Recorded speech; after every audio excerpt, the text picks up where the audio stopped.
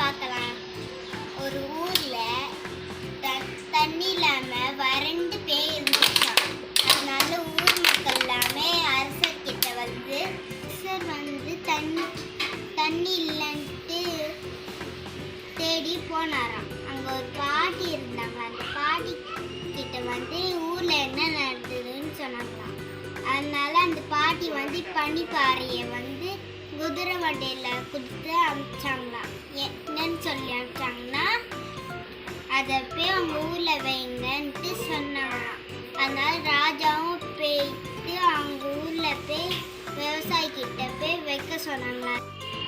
ராஜா வரத்துக்குள்ள அந்த பனிப்பாறை உருகி அது சின்னதாயிடுச்சாம். அந்த ஊர்ல யாருமே அந்த ஐஸ் கட்டி பனிப்பாறையே பார்த்ததே இல்லையா. வைக்கிறதுக்குள்ள அது கரைஞ்சி போயிடுச்சாம். ஆனான்ட்டு பல தோண்டிகிட்டே இருக்கும் போது நைட் ஆயிடுச்சு. தூங்கிட்டாங்க எல்லாரும். ராஜா வந்து காலைல பார்க்கும்போது அந்த பள்ளத்துல தண்ணி அதிகமா இருந்துதான்.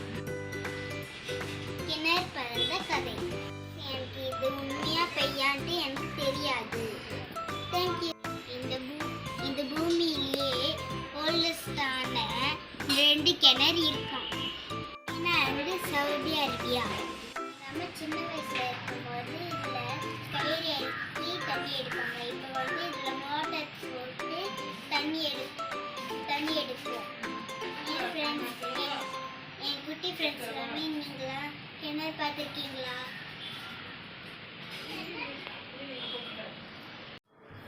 லைக்